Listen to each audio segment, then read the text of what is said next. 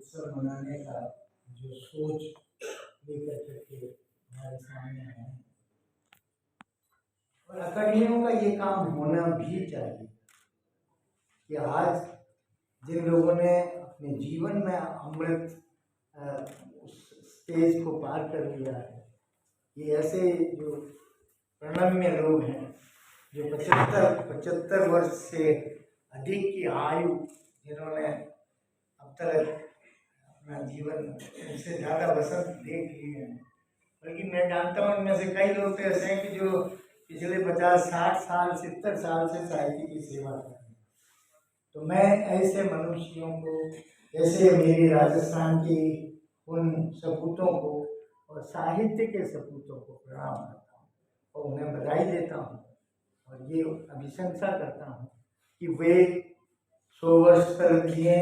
वे अभी जिस उम्र में हैं तब भी वो कलम के साथ अपने रचनाकार के काम में निबद्ध रहें, कुछ लिखते रहें, क्योंकि या अभी वो एक ऐसे स्टेज पर हैं कि उनके पास जितना अनुभव है शायद दूसरी पीढ़ी के या उनसे जो छोटे लोग हैं उन्होंने जगत का इतना अनुभव नहीं किया है जितना इन लोगों ने किया है। तो अपने उस अनुभव की उस पूंजी को भी वो अगर कर सकें, उसको रचनात्मकता में बदल सकते हैं, तो ये आने वाली साहित्य की पीढ़ी के लिए पर बहुत बड़ा उपकार होगा। मैं उनको 100 वर्ष तक जीने की अभिशंसा करता हूँ और वो अच्छा स्वास्थ्य जिए, जो अब तक वो अपना साहित्य में जो अच्छा सा महसूस करते रहे हैं वो वैसा ही महसूस करते रहे।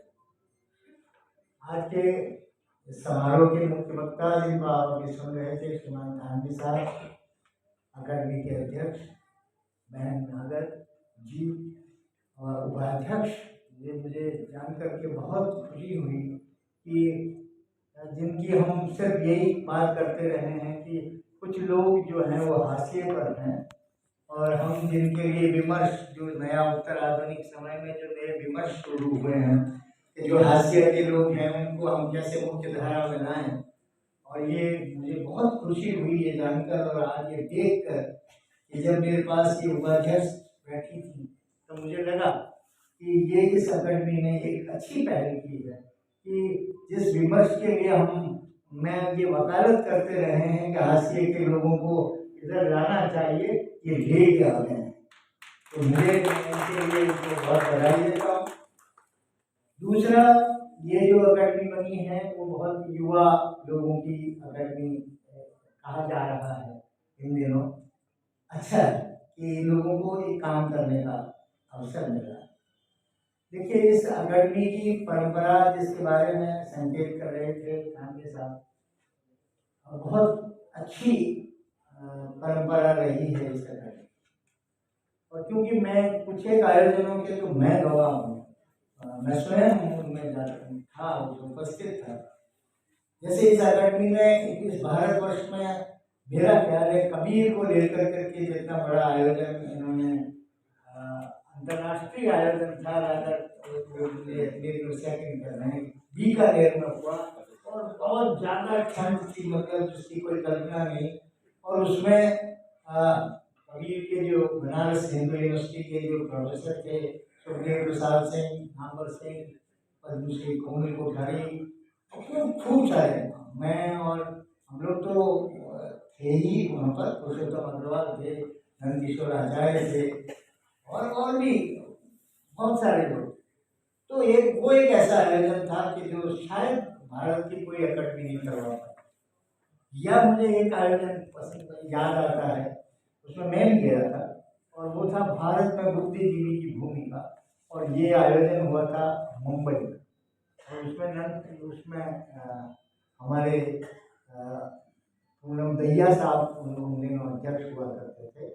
और उस पूरे कार्यक्रम की जो रूपरेखा थी वो भी जिस व्यक्ति ने बनाई, जिनके बारे में बार बार अभी आप श्रीमान थानवी साहब जिनका जिक्र कर रहे थे, और भारतवर्ष में बहुत ही बड़ी प्रतिभा थी वो कहानी के क्षेत्र में। और विशेषकर जब हम उनके निबंध पढ़ते हैं तब भी हम लोगों को लगता है कि ये निबंध जो हिंदी साहित्य में उन्होंने लिखा और जो उनकी देन, वो देन हमेशा हमेशा याद की जाएगी।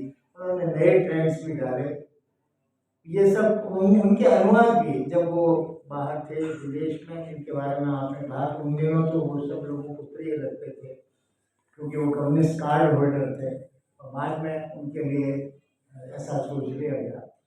लेकिन कुल मिलाकर करके ये था कि वो जो भारतीय बुद्धिजीवी की भूमिका, इसके ऊपर एक इतना उस समय का इतना मौजूद और बहुत महत्वपूर्ण विषय था, जिसको इस अकेडमी ने वहाँ इस तरह से बहुत खुले मन से और खुले विचारों के साथ उसका स्वागत किया। तो इस अकेडमी की परंपरा बहुत अच्छी रही है। हामी साहब जिस मधुमती के लिए कह रहे थे, और ये बात तय है, ये सामने है, प्रत्यक्ष है कि मेरा ख्याल है राजस्थान से बाहर के जितने लोगों को भी मधुमती ने जितनी जगह दी है, भारत के दूसरे हिंदी लेखकों को भी उतना, मुझे पता है, मैं कई मित्रों को जानता हूँ जो दिल्ली में रहते हुए भी अपना आलेख या और कहीं छपे न छपे मधुमती ने जरूर भेज दिया करते थे।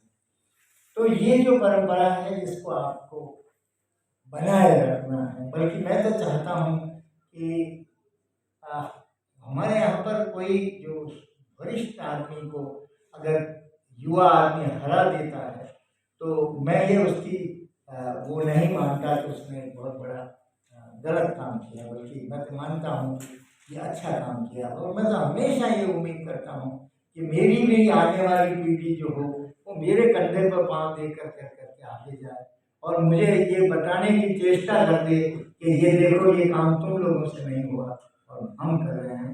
तो उसमें मुझे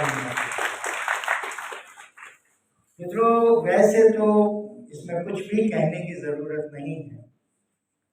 श्रीमान खानवी साहब बहुत गहरे ढंग से और बल्कि सादे और सरल ढंग से बड़े निर्भय होकर करके जो अपनी बातें कह रहे थे, उन्होंने दो चार बातें ऐसी उठाई कि जिन पर विचार किया जाना चाहिए और उनकी दृष्टि को, लेकिन उसमें भी कई एक बहस की गुंजाइश बनती है।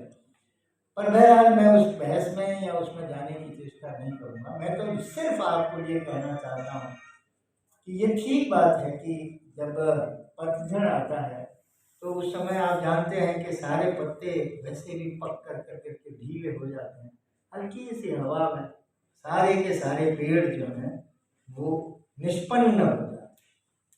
मित्रों, ये मैं मानता हूँ बहुत कठिन समय है, लेकिन ये शब्द के लिए, शब्द के शिल्पियों के लिए पतझड़ का विषय है।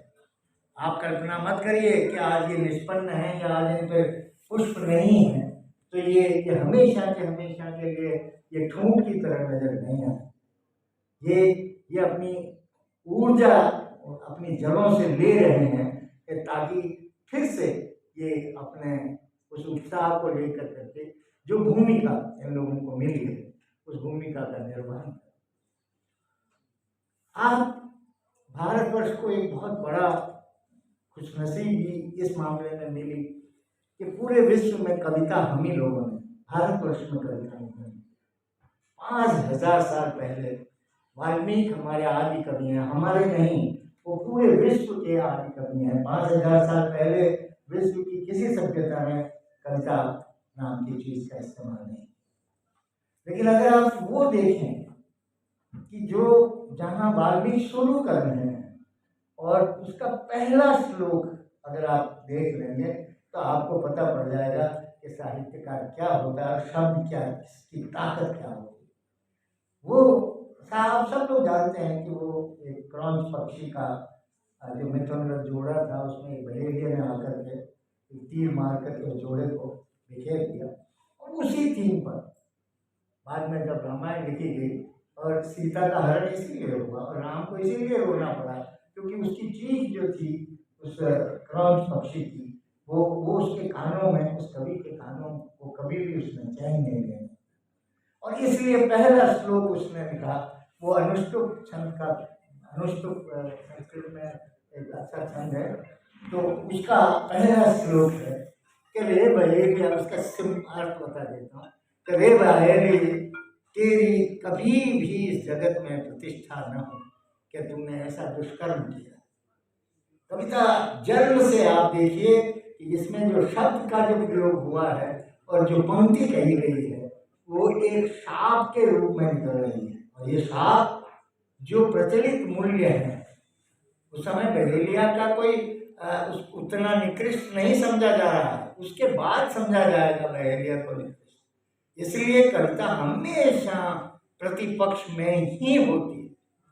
और इसलिए आप लोगों को और हम सब लोगों को बहुत उम्मीद पर होना चाहिए कि अभी हम चुप हैं तो कोई बात नहीं है। लोग लिखते रहे, लोग तो यहाँ तक लिखते रहे जिसकी ओर संकेत किया था तानवी जी ने कि हमारे यहाँ पर आपातकाल है ना, आपातकाल का मुकाबला कितनी जबरदस्त ढंग से किया।